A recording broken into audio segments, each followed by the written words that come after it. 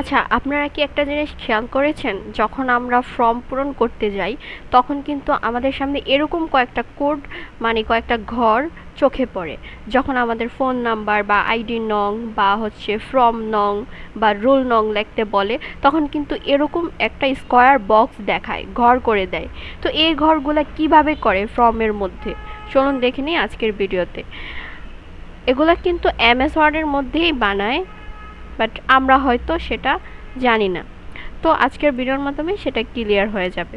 এখানে আমি লিখব 2610, লেখার পর অল্ট এক্স ক্লিক করলে আমার একটা বক্স হয়ে যাবে।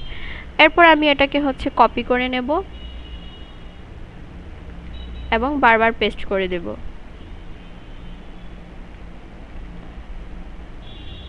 এই তো হয়ে গেল। এভাবেই আমরা একটা ফর্মের জন্য স্কয়ার বক্স বানাতে পারি।